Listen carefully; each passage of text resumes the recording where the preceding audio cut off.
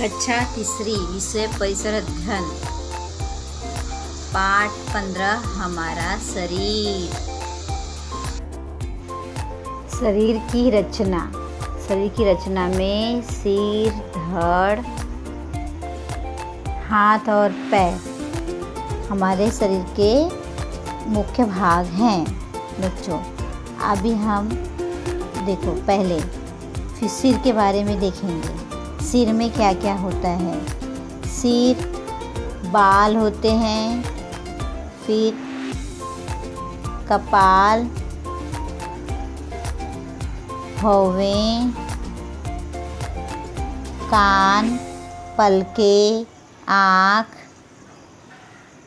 नाक, गर्दन, कंठ और ठुड्डी। और ये हो गया हमारा, चालू होगा धड़। अब आगे देखेंगे बच्चों। शरीर का दूसरा भाग आता है धड़। धड़ में छाती को वक्ष बोलते हैं बच्चों। छाती, पेट और पीठ। देखो पीठ ये मिलाकर धड़ बनता है। दोनों हाथ धड़ से जुड़े होते हैं। देखो उस भाग को कंधा कहते हैं। इसे कंधा कहते हैं बच्चों। तो इसी तरह धड़ में गर्दन, पीठ, वक्ष, पेट और गले के अगले भाग पे कंठ होता है बच्चों। हाथ के भाग बच्चों देखो, हाथ में क्या आता है। देखो इसको क्या बोलते हैं। भुजा, बाहु, कलाई, अंगूठा, ये अंगुलियाँ, पंजा, ये सब पूरा मिला के हथेली। ये देखो कुहनी। उसी तरह पैर के भाग हैं। पहला ये मोटा वाला जांघ, घुटना, लंबी सी ये टांग, पतली सी पिंडली, ठगना, एड़ी, तलवा, पाँव, मिला अंगुलियाँ पूरा मिला के क्या बन गया, पाँव। इसको हथेली और ये पाँव बोलते हैं। हाथ, हथेली। तो इस तरह से हाथ और पैर के भाग बताए गए हैं बच्चों। ध्यान से इसे निरीक्षण करो। शरीर की हलचल। हमारा शरीर विभिन्न प्रकार की हलचलें, गतिविधियाँ करता है।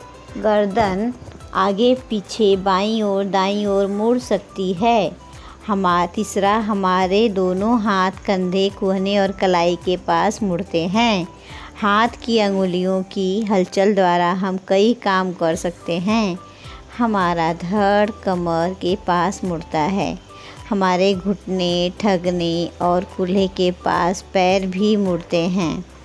तो इस तरह से ये शरीर की कुछ हलचलें कहाँ कहाँ पे और किस तरह होती है, इसकी जानकारी हमने इसमें प्राप्त की है बच्चों। अड़चनों पर विजय।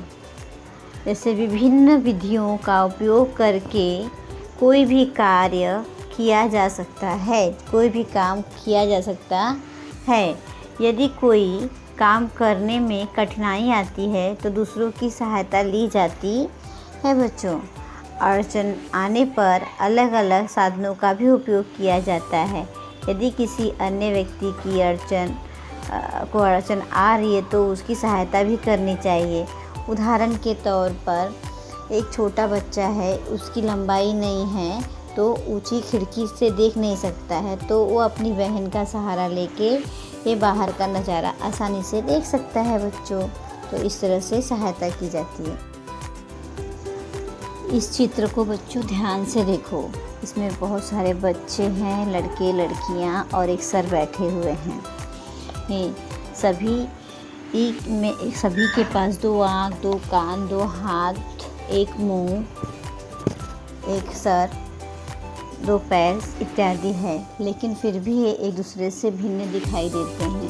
इसी तरह पूरे विश्व में कोई भी एक व्यक्ति किसी दूसरे व्यक्ति जैसा दिखाई नहीं देता है। पूरे संसार में मेरे जैसा केवल मैं ही हूँ, कोई और नहीं है। जुड़वा भाई बहन में भी कुछ न कुछ अंतर पाया जाता है बच्चों। वो होते तो हैं एक साथ में, लेकिन उनमें थोड़ी बहुत भिन्नता पाई जाती है। तो इसीलिए कहा जाता है कि मेरे जैसा दूसरा